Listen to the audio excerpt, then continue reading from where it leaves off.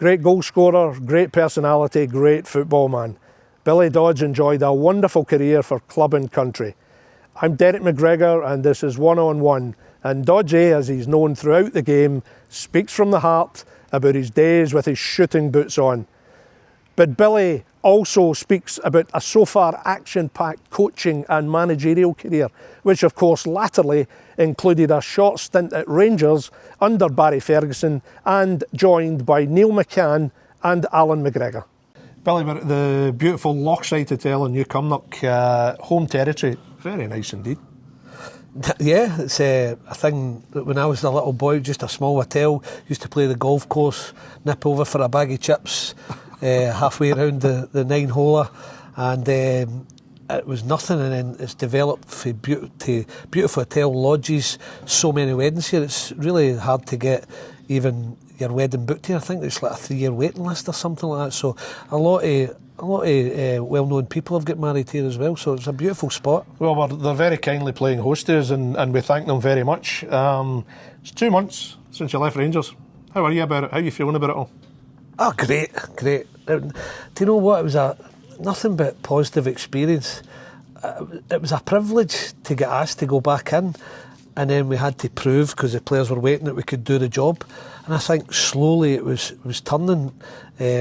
Special memories for me to play for the club that I grew up supporting and then go in and coach was brilliant. And then when you get some of the memories, when you think about it, with winning at Celtic Park, even getting the draw at Ibrox, undefeated against them, and then Fenerbahce, although there was a couple of disappointing results, so many special memories. And the night where the fans, I've been in Ibrox as a player and the noise can be deafening, but that night against Fenerbahce, I've never heard it like that, and that'll stay with me till I go up my grave. It was special. Incredible night, wasn't it? It was an incredible result, and both games were astounding. Nobody gave you a chance. You're up, Barry Ferguson's up against Jose Mourinho, and yet you took care of them. That's unforgettable stuff, isn't it? Yeah. I mean, the winning in Turkey was incredible. Yeah, Barry's got experience. Neil and I have got experience as well. Alan come in, goalkeeping coach, but we've got plenty experience behind us, so we knew how to handle it. We knew what they were doing. I think the players were waiting, what will happen here, and we just went in and put a structure right in, and I think they were impressed and they bought into it. Slowly but surely the big tanker ship was turning. Yeah, there was a couple of disappointments, but all in all, some of the results and special memories we had, and you're talking about Fenerbahce, and it was great, Celtic, but even like 2-0 down against Aberdeen with a fringe team down to 10 men, and then the draw against Bilbao at home down to 10 men early in the game. We were asked a few questions and we slogged our guts out, and we got good reward out of it, and you can only thank Rangers that they gave us the opportunity, because it was a real privilege, but we knew what we were doing. Take us back to the night maybe you got the phone call saying, are you prepared to come back? Wasn't even a thought. It was Barry phoned me on the Saturday night, and he asked me if I would be willing to go in and coach with him. He needed a couple of experienced coaches. I hadn't spoken to Barry for probably 10-15 years. Not because we'd fallen out, just you go your separate ways. And I said, of course I would. It'd be an honour. It's a privilege, as I say. And then I said, phone me tomorrow, and I don't hear anything on the Sunday. Neil was the same. And then Monday morning, Barry phones, right, we're sorted. I thought, oh no, they've decided to do something else or something like that. But I think having to respect Philippe Clement and do the right thing by him, that took up most of the Sunday, and it left us to get on the Monday. And the four of us were like, can we just have a look at the Kilmarnock game on the Wednesday? But the Fraser Thornton, the chairman, and Patrick Stewart, the CEO, were like, no, we need you to go in now. So we'd one training session straight into Kilmarnock, and we're 2-0 down after 10 minutes, but managed to turn it round, and the players' response was great, because it's one thing that they started showing that there was a response, because they've had so many hard times throughout that season, our last season, and we got it into their mindset, because we had to lift it. Don't know why it was like that, but we had to lift it. It was our job. We lifted it, and we gave them a mindset where they could respond to adversity. So you got the call from Barry on the Monday. How soon did you have to report to Okay, how are you training? 4 o'clock on the Monday afternoon to do a photo session to say we were getting announced. It was whirlwind stuff. I'm like, Barry, could you have spoken to me Sunday? Give me a clue, and Neil was the same. But I think there was obviously with the Philippe Clement stuff getting sorted, and then having to deal with Barry on the Monday morning, it left us to, after Barry was sorted, for us to get a deal sorted and then get straight in there. So was it almost just like adrenaline? You didn't really have proper time to reflect on what was about to happen. You were just suddenly there it was, and you're there. You're reacting right away. Pretty much. Incredible. Pretty much. But we're ready for it.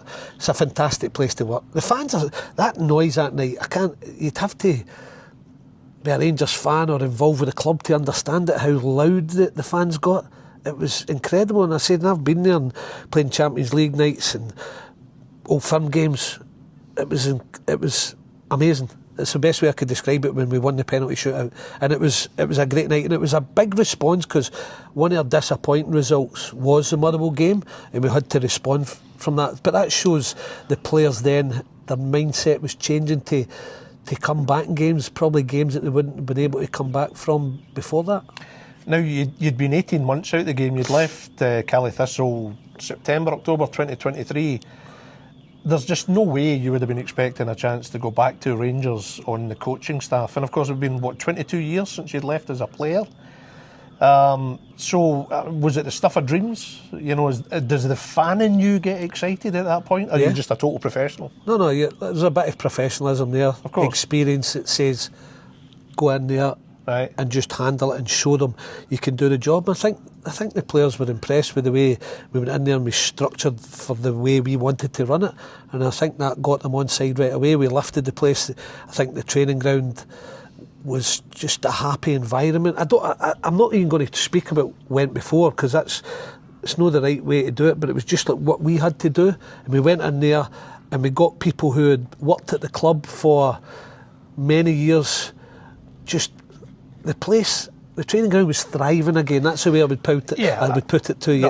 Look, I know there's no chance. It's not just about the players. It's about the staff and people working there, and they just all bought into it right away. It was great. Yeah, I mean, you'd never dream of being disrespectful to anyone, but it's fair to say that the previous manager, Philippe Clement, had been sacked. There was a cloud over the club. Results hadn't been poor, so the place needed lifting. Yes. That's factual. It's a good way to put it. And you've got in there with Neil McCann, Alan McGregor, and obviously Barry's interim manager. Did you very quickly do that? Was it about man management? Was it about getting the best out of players? Yeah, but it's your job, involving everybody, staff, because there's so many good people at the training ground, involving them, whether it's the laundry lady, the kit man, just people who are working there, the cleaners. It's important you involved all them right away. Happy place, happy environment. Then putting your structure in for the players. This is what we're doing, showing your professionalism. We've got bags of experience where that training ground was set. You're going out in that training ground, you're going to work with intensity, and you're going to move from there to there to there to there. Session finished, and I think probably the players were like, okay, they know what they're doing. I think the thing that fascinates me, Billy, is that after you left Inverness, you quickly get involved in punditry again, primarily with the BBC. So you would have had your opinions, your perceptions. You would have stated them on air. So you would have gone back into the training ground that day with a certain idea in your mind what things were like. But were you surprised, even still with certain aspects? Were you surprised at maybe how down the players were, how low they were? Yeah, I was surprised by that, I've got to be honest. But they soon picked up and they realised how we wanted to train in intensity wise, and it took them a couple of weeks to get used to it, and they started like really responding to it. That's, I wouldn't say enjoying it, I would say responding to what we wanted, because you have to put demands on them in a good way, and that's exactly what we did. There's no other way.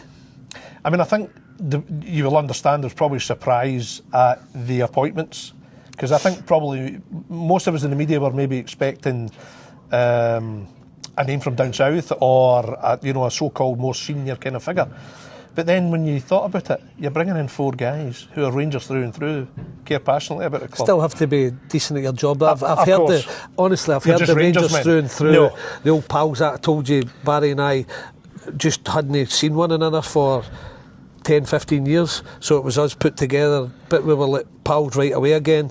But it wasn't the old pals act, and I get the Rangers thing, but you have to be good at your job, because you put Rangers men in there and it doesn't work. And I didn't want to be known that. There's a Rangers man in there, but he doesn't know what he's doing. You've got to know your job. I think it was forgive me, what I was trying to suggest. I was never a go. Not at all, no, but I was saying it brought an extra layer to it, because of course they were appointing you because you know-how. You knew the job. You were very good at your jobs, but the fact you had that passion for Rangers was an extra element to it.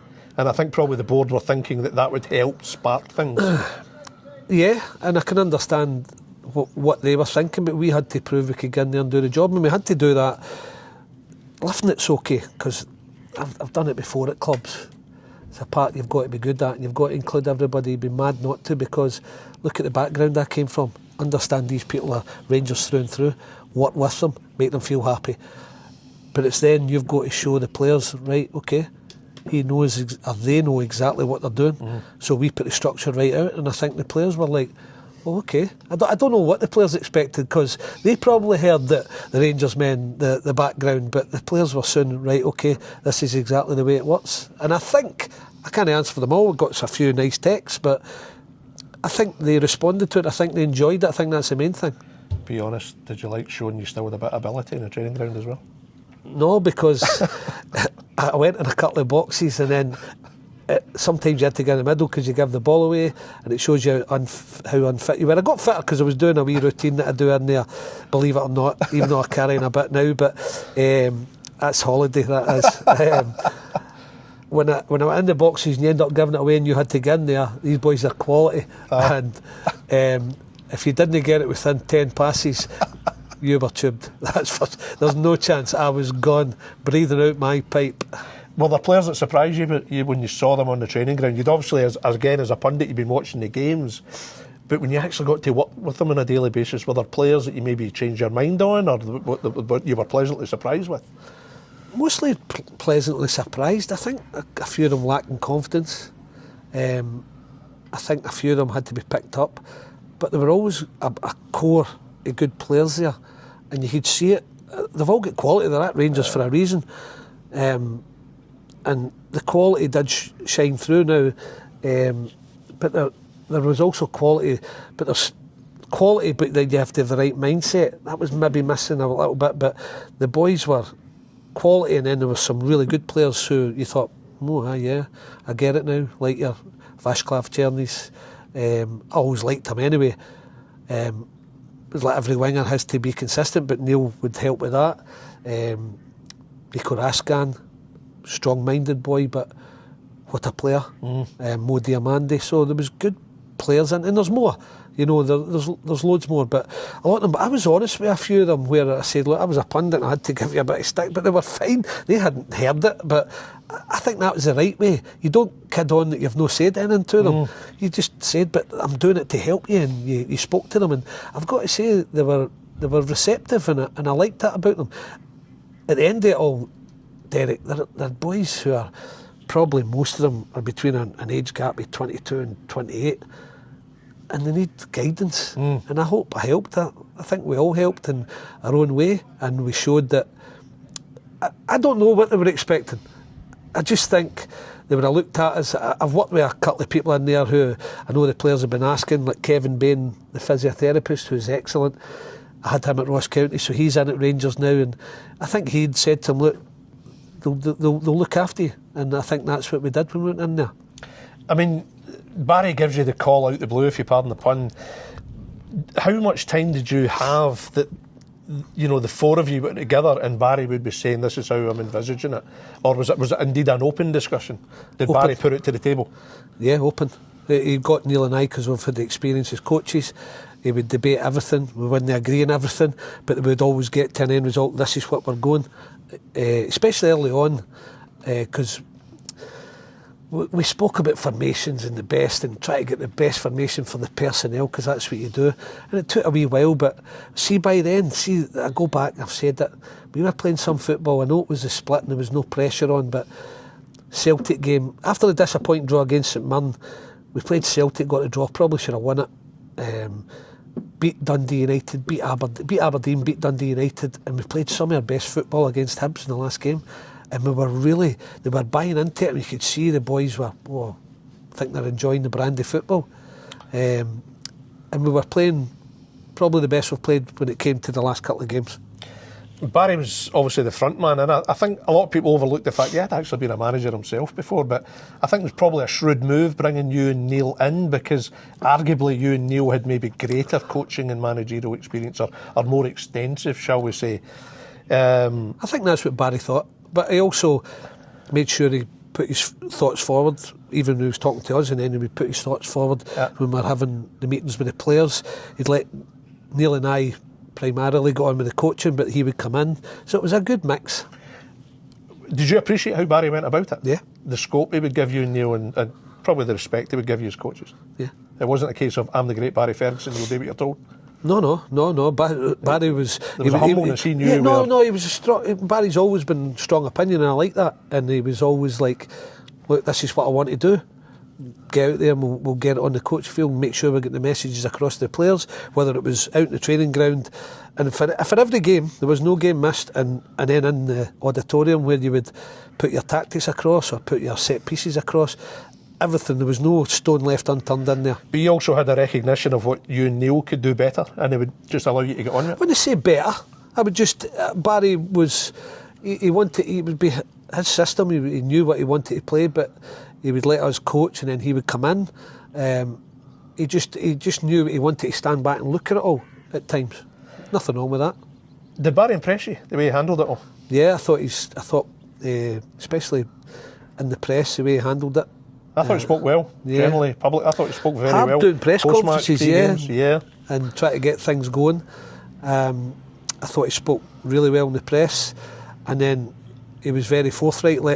Neil would show the boys tactically what we're looking for in the auditorium. I would do the set piece. Everything was covered, but we would all talk about it before that, and then it was produced to them. Yeah, I mean, I think fairly early on there was a home defeat to Motherwell, and I think at that point Barry came out and he was forthright. He didn't mess about with what he said. But did you see another side to him at that point, and say in the dressing room? I think he handled the boys really well as men.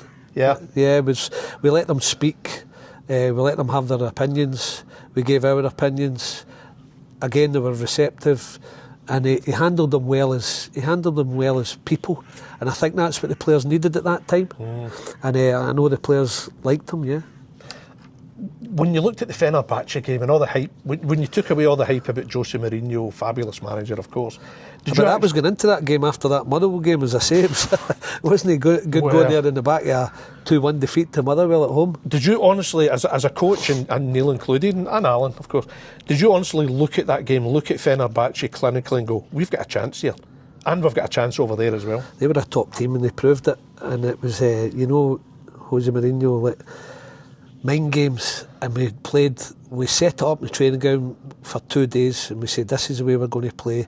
The boys really enjoyed it. They thought it was the right formation for the personnel, especially going away from home, counter-attack, sit nice and deep and then hit them with pace, and it worked to a T. But on top of that, I thought we played some of the best football, keeping the ball at times. It was incredible. It was probably our best football I said against him, but that performance individually out the 14 or 15 games was the best.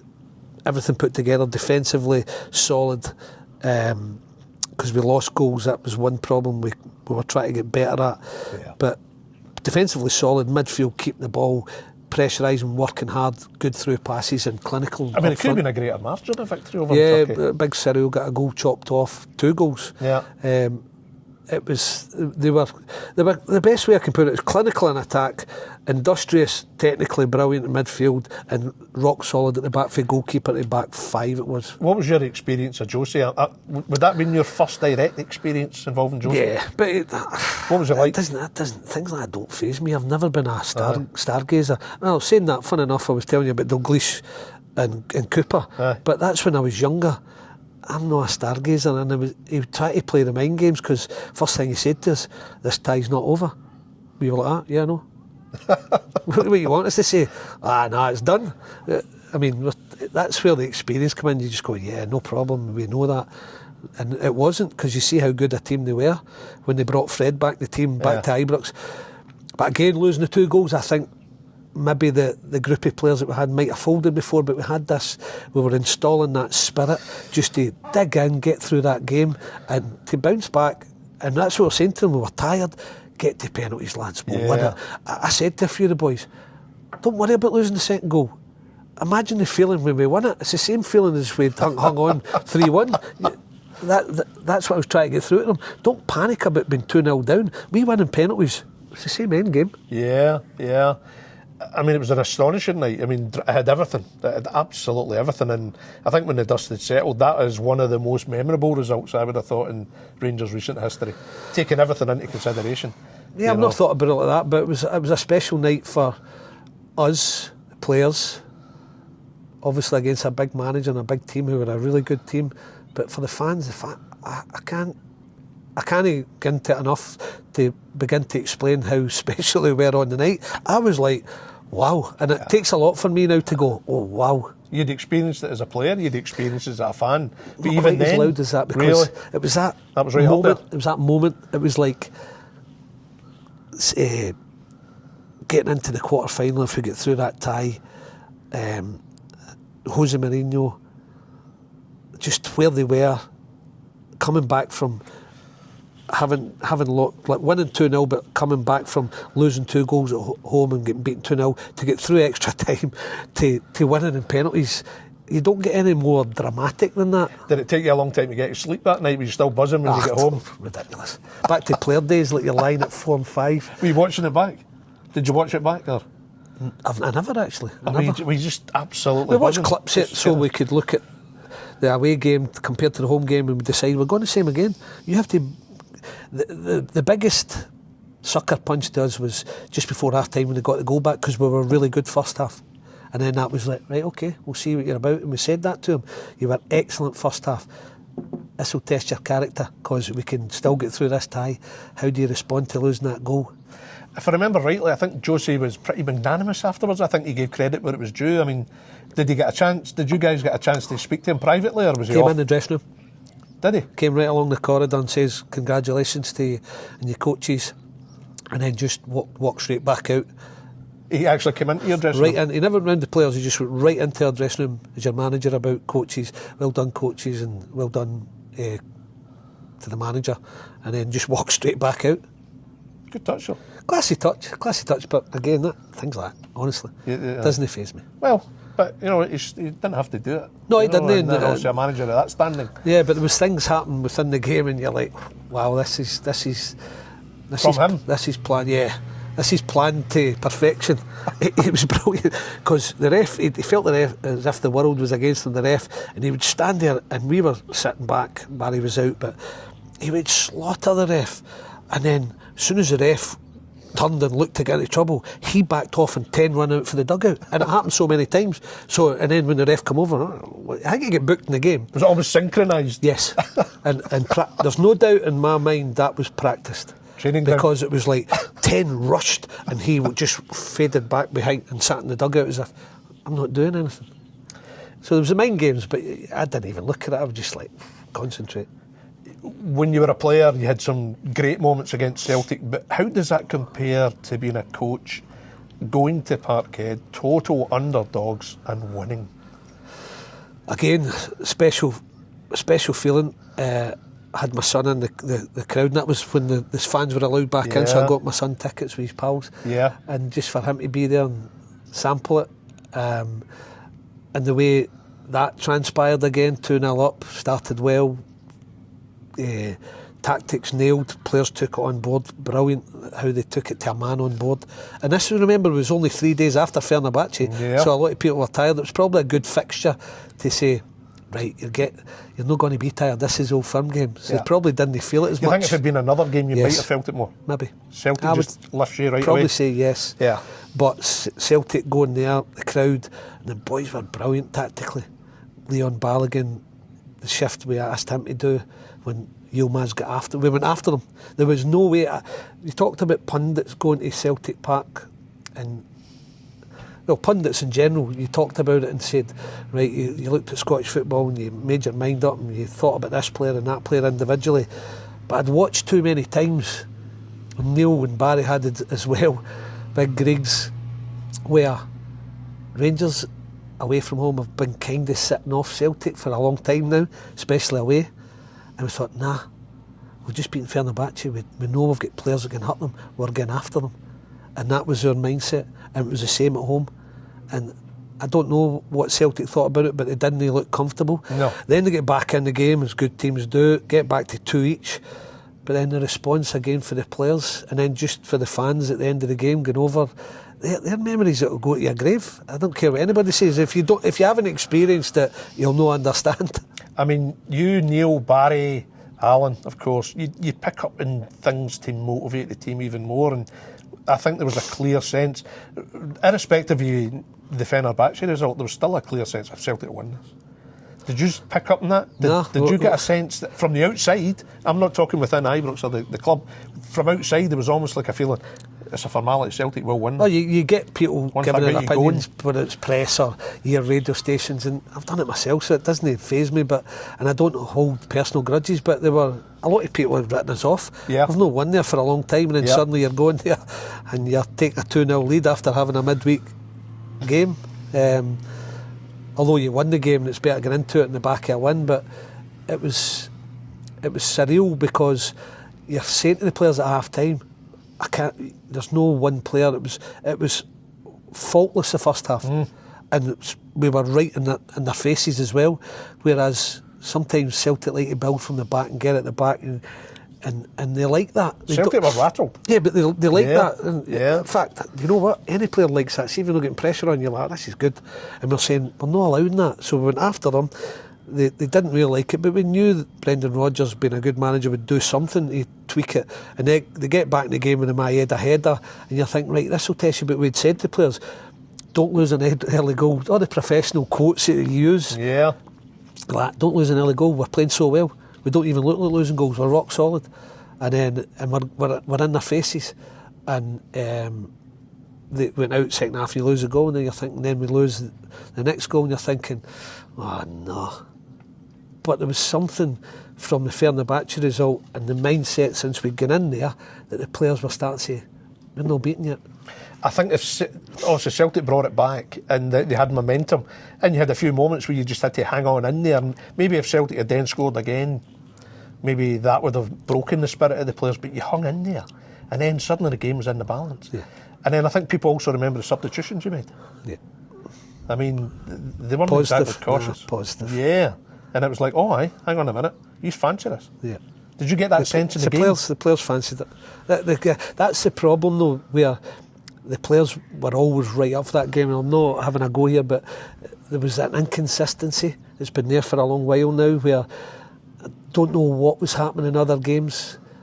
They thought we'd maybe just win it and they wouldn't have to put in as much work ethic. I don't know. We couldn't nail the problem. But that game and the Fenerbahce game, we knew they had quality to go, not consistently though, but individual games, they'd have the mindset and the quality to go, we're not been beaten, we've got quality, we can hurt them, and that's exactly what they did at Parkhead after Fenerbahce. See, as a highly experienced coach and manager, how much regard, respect would you have for the double act at Celtic, Brendan Rodgers and John Kennedy? Oh, respect. Brendan and John were fine after the game, really good, disappointed, but even at Ibrox, when they won each draw, they were just, they know, you know they're going to test you. They know they've got players that can hurt you. You know they'll have them ready. They'll invert their fullbacks. They'll get them for everything like that. You have to handle wingers coming in, wingers staying wide, midfield runs. You talked about everything, but you knew they would ask the question at some point. You're not just going to go out and beat Celtic 2-0 at Parkhead and they've not asked you a question. Who for you were the key Celtic men? Are the key Celtic men? Celtic players? They're strong at the back. If they're missing Carter Vickers, they're a weaker team, but it's not just about their defenders. I think their midfield's the most strongest part. Maeda's playing out his skin, so whether it's a striker, whether it's on the left, even at the right sometimes, they could hurt you at any time, even when you thought you were cruising in the game. And obviously Callum McGregor's such a pivotal figure midfield as captain. Yeah. Did you feel it was key in those games to at least try and keep him quiet? I did it with Inverness, and although they beat us 3-1 in the cup final, Callum was pretty quiet. Yeah. I think it's important that he doesn't control the game. I think a lot of managers for opposing teams especially teams domestically against Celtic or the bigger team would probably say that. Maybe European nights, teams don't think that way too much, but he's such a good player. I mean, obviously Barry and yourselves had 2 games against Celtic, unbeaten in both. You could argue you could have won, maybe should have won the one at Ibrox. You've got to be proud of that, because that's a very powerful Celtic side. That's the memories you take. And suddenly you're thrown into that. You've got no right to get a result against Celtic, really. I want Rangers to get better. I want Rangers to start challenging Celtic again. Yeah. That was my opinion, and this is me giving my opinion how they'll get better. And that's exactly how you're going to get them better, by those tweaks, getting the right players, being more consistent. But the memories and the special moments never leave you, and we had plenty in there. And I know people say Aberdeen away, 2 each, 10 men, Bilbao, 0-0, hard. Team that reached the semi-final, Nico Williams, 10 men for most of the game, 0-0 draw. Celtic undefeated, especially the 3-2 win, 3-1 away in Fenerbahce, getting through the tie. So many positives, and that's what I'll take out of it. Obviously there was setbacks, so home defeats Motherwell, Hibs, so it wasn't totally plain sailing, but do you think overall you've managed to essentially change the mentality of the players? Did you think there was a stronger mentality? Yes. No, I thought we had to change it a bit. I think the players responded to that. I thought the response was great. Certain things still need looked at, but as a group, the response to us was brilliant. But I still wish that we had the chance as a group to be judged in our own set of players. I mean, in fairness to Philippe Clement, it was an emphatic win over Celtic at the start of the year. Then you had the 2 results that you guys managed to achieve.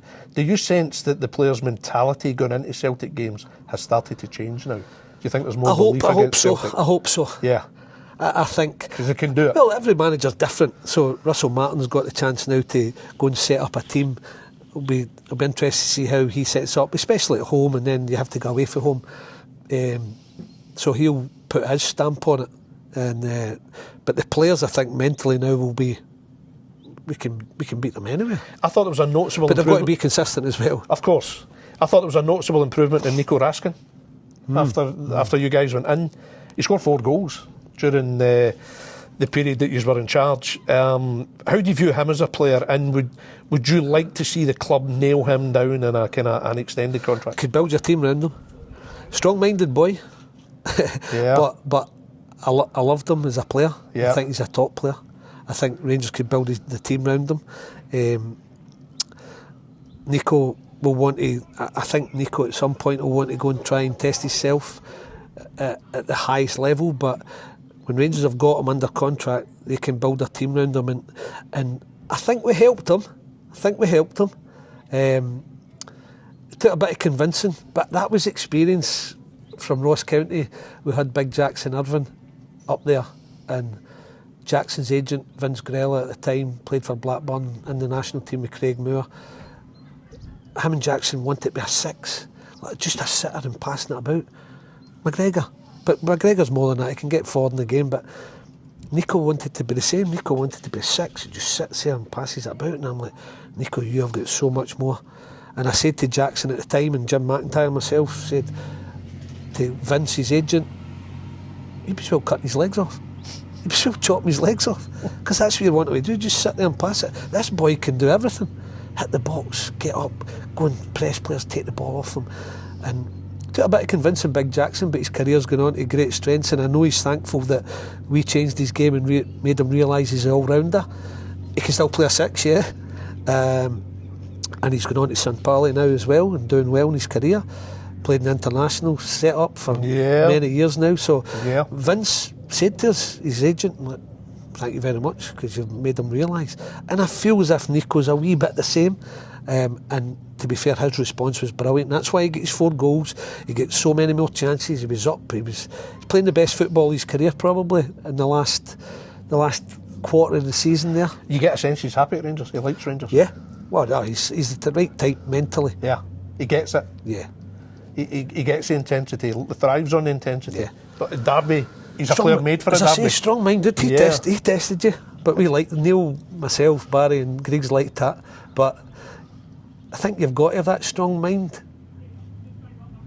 if you want to play for a club like Rangers. We probably had that. I go out and sometimes I go, right, as much as you want to have a wee pop at them, you go, right, let's put the manager's head on here, and right, I want to have a pop. Right, let's put the player's head on. What would we have been like? And you realise you take yourself back and you go, probably like him a wee bit. Yeah. So you understand better. He's only going to get better, because I think he's 23. Yeah. You know, he's got it.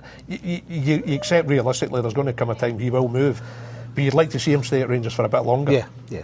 You think that'd be smart for him as a player as well, just to stay a wee bit longer? It Maybe win a couple more things? All depends about Nico. He wants to be in the Belgian team. He's doing that at Rangers, which is good. Yep. I think if he wasn't getting in the international Belgian team at Rangers, I think there'd be a bigger problem.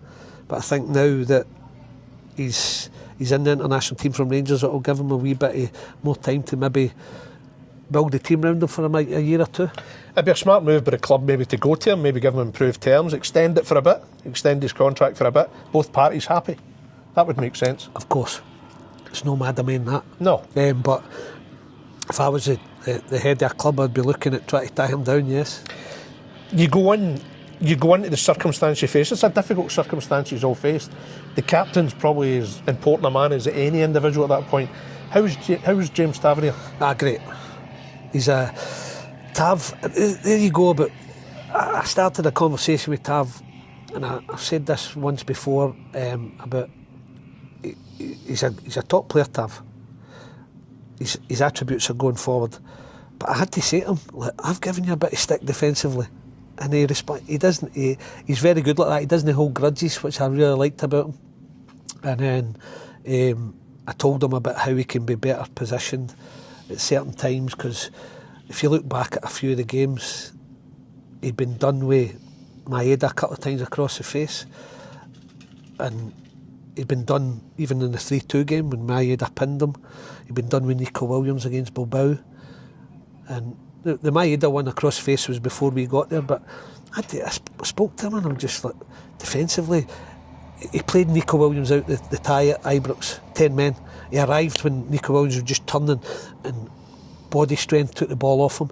He never beat him going at him, but positionally when the ball's on the opposite side, I was like, can you close yourself off? People have got your number. And I just was honest with him. I'm going into too much detail here about coaching, but Tav was brilliant. See, receptive, and he was trying to get better defensively, but he just said, I said, nobody's coached, nobody's spoken to you about it. And he says, no, not really. And I was like, he said, because I was a central midfielder when I started, and then he was a centre half. But same applies there. But it was just wee things that will help Tav. And I said to him, how long will you, do you think you got left? He said 3 or 4 years, 37, 38. He's a fit lad, maybe platies that. And I was like, try and be a better defender, because I'm not doing my job properly, no unless I mention it to you. He's like, no bother, I totally get it, but nobody's mentioned it, and I'm surprised. He's suffered some brutal criticism over the years, but I mean, I keep on, his stats are phenomenal. That was what I said to him. I said, I've had to give you some stick. He doesn't bother, it's like horizontal man.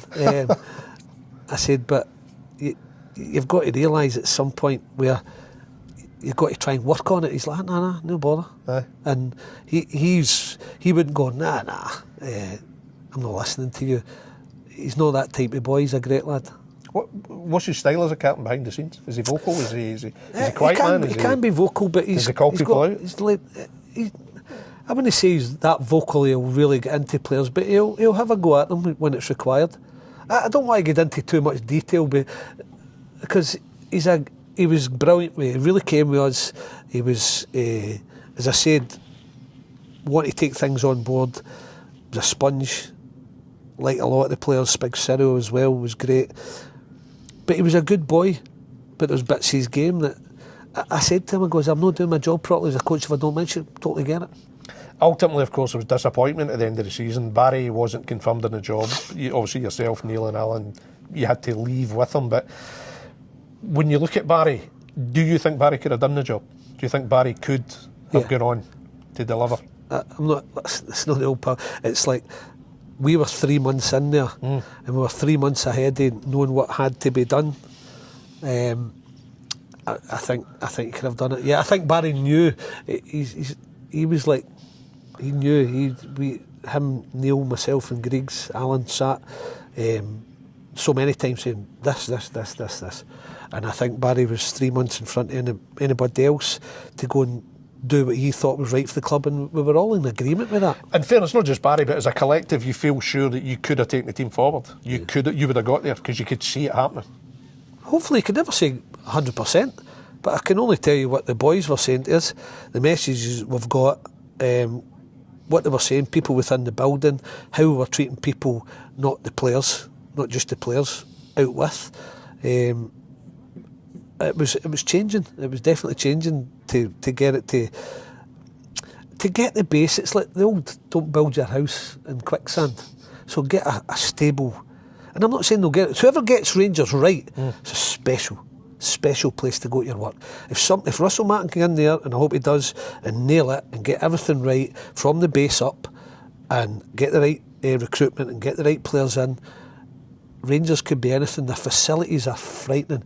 And you see the fan base going back to Fenerbahce, Celtic Park, Ibrox, when they're in full throttle. You can't beat it. It's whoever gets it right, they're going to have a special club in their hands. A special club anyway, but you know what I mean? Aye. Nailed, ready to go, ready to challenge, ready to win trophies. How do you think Russell's going about it so far? It's very early days, I get that.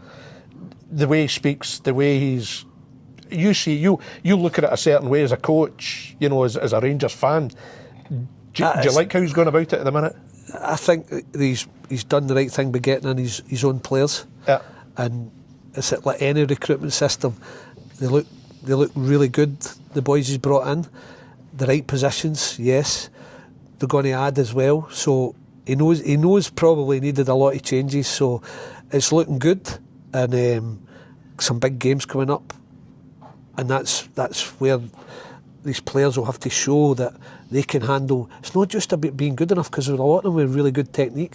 It's about handling Rangers as a club. And if he's nailed the recruitment and got the bigger percentage of players in who handles the club, you'll be quids in. You went back to Rangers with great coaching experience, and you did 2 years at Inverness Caley Thistle as manager. Overall, I thought you did an excellent job there, Billy. Thanks. Difficult circumstances, but you lead them to a Scottish Cup final against Celtic, you know, who are going for the treble. But you get a Premiership playoff final as well. Financial difficulties. You know, overall, ultimately, sadly, it leads to the sack. But overall, I would think you would regard you having done a good job there. Loved it. Loved my time there. Loved the area. My good ladies from there. Love going up there still. Been up there quite a lot. The club was great. Had its difficulties. I don't know how we did as a staff and a group what we did with what was going on in the background, but I managed to separate business from football, put in a good structure, and all the players I keep in touch with them all, and a lot of them phone me for advice, and I don't know how we did as a group, what we did in terms of getting to that playoff final and reaching a Scottish Cup final with what was going on, but shows you how good the group were and how they bought into it. I loved my time there. Yeah, and the cup final, I mean, it wasn't a stroll for Celtic. They got there eventually, yeah. But it was, you know, you made them sweat. There was moments in that game you made them sweat. Yeah, we had a really good first half and we switched off for a moment, and you know what Kyogo was like then. And then even when the second went in, I said to them, keep it one. This is your aim, half time, keep it one, I promise you, I'm going to have a go. This will not be defensive all the time. And we went 2 and I thought, right, and I still had a go, went 4-4-2, and then... the goal was sensational. I mean, I loved the goal. It was a great cross, and Dan Mackay header. It was like Shearer-esque. It was just a kind of... Great boys, Dan, everybody. I mean, you know. I'm individuals, still speak to Robbie Dees, still speak to Scott Allardyce, so many I still speak to, and they ask me things and keep in touch, just because you've got to realise what that group did to help me, and it was a brilliant experience. I just wish we could have nailed the playoff final. We were a bit unlucky in that 2-0 down at home. My fault. Go a 3-5-2 for the first time this season. Match up against St Johnstone. 2-0 down after 20 minutes. I'm thinking, all right. Get the players comfortable to what they've been doing all season, and suddenly Rhys McAleer scores 2 beauties. And then even they were saying, "Oh, you're tired." I'm telling you, we weren't tired at McDermott Park. Nearly nothing each at half time, and really having a go. And then they got St Johnstone got a couple of bits of luck, and they go 2-0 up, and we're still going at Aaron Doran. Had a really good chance, just with about 15 minutes to go, and we were still going at it. Fitness, people saying, your team were tired. Our fitness levels were incredible. When you look at the club now, it's come out of administration, there's a lot of positivity about the club. Are you pleased about that? There's been a lot of changes behind the scenes. Are you pleased and hope the club Alan now? Savage knows exactly what he's got to do with the place. I think he's gone about it, and I'm not just saying it, brilliantly, because it needed somebody who was going to get the club back to what it's been. They're lucky to have somebody like that to come in now, aren't they? Yeah, and I think the fans, in fact I know the fans, treat him like a god, rightly so, because I kind of had a feeling he would end up taking over, but the way he dealt with me was great. I've spoken to him once, been in conversation through phone a couple of times, but months ago. But I just know what he wanted for the club and what was best for the club. I don't think he realised how bad it was business-wise, and then he discovered, and then I knew he would sort it. That's what I'm getting to. I knew he would get and sort it. I don't know him personally, but I just know the way he deals with it, and he's got the community at heart, and Inverness has been good for him, so he's good for Inverness. I mean, that's your manager, Inverness. See when you look on your time as an assistant coach at clubs, it's a remarkable record, Billy. Queen of the South, Scottish Cup final, Europe. That wasn't me, that was Gordon Chisholm and then Jim McIntyre. But you're part of a setup, you play a part. But Ross County, you and Jim McIntyre, Jim manager, of course, League Cup triumph in 2016 is outstanding. I've been lucky with a lot of coaches, assistant managers go in the game for a long amount of time and they get nothing. They get no reward. Yep. You do the same work in the training ground, same hours, whether you're a part-time club, full-time club, down the leagues in Scotland, professional, top league and Celtic Rangers, SPL. You do the same job, you put the same hours in, you graft like mad and you get no reward. I've been lucky.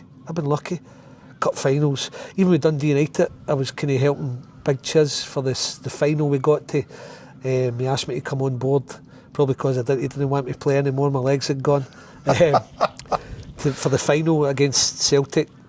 Celtic beat us 1-0, Alan Archibald hit the bar. Martin O'Neill's final game with Celtic. Yeah, was it? Right, yeah, okay. So there you go, that game, I've been involved in that as a coaching staff, involved with Queen of the South in Europe and the Cup final, nearly had the biggest turnaround of all time with Stevie Tosh and Big Jimmy Thompson scoring when we're 2-0 down against Rangers. Fairy tale stuff.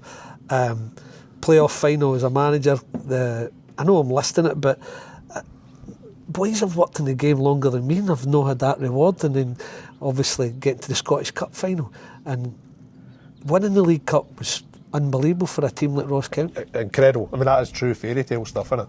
Yeah. Absolute. I mean, you beat Celtic in the semi-final. Yeah. And then Hibs in the final, of course.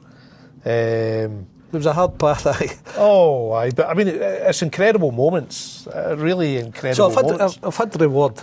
You must be doing something right, but a lot of people, what I'm saying to you is, a lot of people do all those hours and get nothing. Yeah. Nothing. Stay in the division. There was, of course, the one really difficult moment was when Jim McIntyre became Dundee manager, I think 2018. He wanted to bring you back as number 2.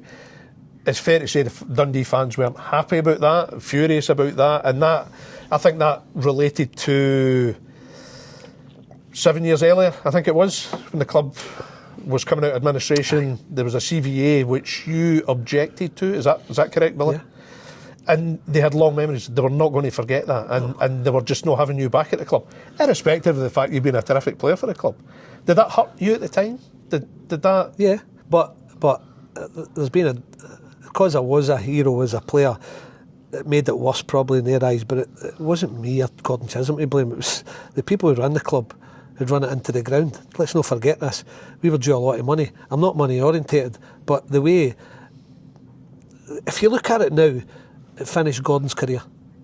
Nobody thinks of things like that, because he's gone from Dundee United manager, did well, then get the sack, but everybody gets a sack. It's how you bounce back. Then goes to Queen of South and gets him into Europe. No, sorry. Yeah, it was. And he gets lured by Dundee because he's success at Queen of South. And then Big Chiz, who's a top coach, just disappears out of the game. Nobody thinks of that. But again, getting into too much detail, as much as the fans slaughter me, and I've said it earlier, as much as the fans slaughter me, I have never disrespected Dundee. They can slaughter me. I'm a big boy. I've gone through tougher things than that in my life. I've lost my sister in a car crash, lost my dad. They can slaughter me all they want. I never respond to the Dundee fans. I'll always be grateful for what the club did to me, did for me, for the 4 years I was there as a player. And it was great. And that made me have the career. What I had was my grounding at Dundee. So I never forget that. And I've scored. And it's not just as a coach and a manager when they're slaughtering me. As a player with Dundee United, as I said, I went back there and scored loads of goals against them, and never once did I even react to the fans. But of course, so much respect for them. The fans were that emotional because you'd objected previously to this CVA. But in fairness to you, Billy, that at the heart of that was a substantial amount of money that it was difficult for you to write off, wasn't it? I mean, this wasn't just tuppence halfpenny. No. It was a substantial amount of money, wasn't it? Yeah. And that's where you were coming from at that time. It was easy for me because there was people, I knew they would get through the CVA because I knew somebody who was in the know. Yeah. And I knew they'd get through the CVA. But it was a principle of the thing for me. As I say, I'm going into too much detail. I've spoken about it before, but I would do the same again because the way I've been brought up. Yeah. The way I've been brought up, my mum and dad would never have let me just go, well, you just shrink off into the distance. The guys that run their club into the ground, they can still go to games. Wow. But again, we're talking about it. There's no bitterness. I go back there and they hammer me all the time, and I just concentrate on the game and respect them because they sung my name for years, which was great. But as you quite rightly pointed out there, Billy, you've endured some real personal heartache in your life, and those moments and how it affected you and how you've come through that has allowed you to kind of get a perspective. Is that? Yeah. Obviously, you lost your older sister in 1997. Tragic circumstances. 33, but I mean, helps mould you as a person. I was going to say, heartbreaking, utterly heartbreaking for you. And after that, did you change? Yeah. Your outlook as a player, as a coach, that always stay with you? Aye. How can it be what it was before? Again, it would have to, don't wish it on anybody, but it would have to happen to you for you to understand, and a lot of people will have been through it, and your heart goes out to them, but it just moulds you better as a person. I'm not here for a sob story, a hard luck story. I'm just, as a person, you grow as a man, you understand that the important things in life. So that's the way it was. When I was 28, she was 33. 2 kids, mum in the car. Had the press chasing me at my front door, which I've been to. And you're thinking... and then when the Dundee thing come along, and it's terrible to put it into that perspective, football to heartache, but I was brought up the right way with my mum and dad, and there was no chance I was just accepting that deal. Did that, after that, would that give you strength? Would you think of your sister in moments subsequently where you'd have difficult moments in the game, a bad result, so what? Obviously, they still mattered. There's a professional sportsman in you. Of course, yeah. I'm being a bit glib. Forgive me. But okay, this once. But would moments like that? Would you think of Barbara? Indeed, your father. You lost your father a few years ago. Would you think of them when times are difficult? Does that help you kind of then deal with disappointment? Difficult and good times though. Yeah. You think of them like. You wish you were here. Wish you'd seen this. Wish you'd seen the special nights at Ibrox when you're coaching Fenerbahce beating Celtic Park. Wish you'd been there. Just things like that, and wish my sister had been there. But then there was a lovely moment earlier in the day, and it's been fantastic being down. You coming up, Billy, and we really appreciate it. I had the pleasure of meeting your mum, and you were telling me the story where you get your mum in the director's box for a game a couple of months ago. That's fantastic. That was nice. That's great, isn't it? That gives that you... was one of the... To be able to do that for her. It was nearly night. My mum and dad used to pally about with Neil's mum and his dad Eddie in the Cooper suite every game. So since I've gone other ways, Mary, Neil's mum, and Eddie, Neil's dad, obviously, Eddie passed away, my dad Jim passed away, and it was one of the great things to come out of our wee stint at Ibrox here, because we were in the Cooper suite and it was 25 years and we got Neil's mum and my mum together just for the last home game against Dundee United, and hadn't seen one another for 25 years. That was great.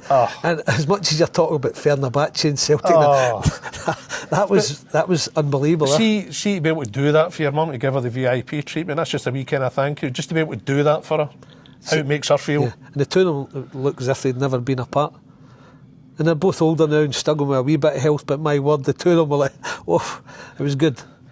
That was great, but do you know what, that was right up there as well. Bill, we can't thank you enough for being so kind to take us down to your hometown where it all started. Wonderful pleasure meeting your mum, but the whole conversation's been fantastic. Really appreciate it. Thanks, Billy. Thank you. Welcome, Derek. Thank you.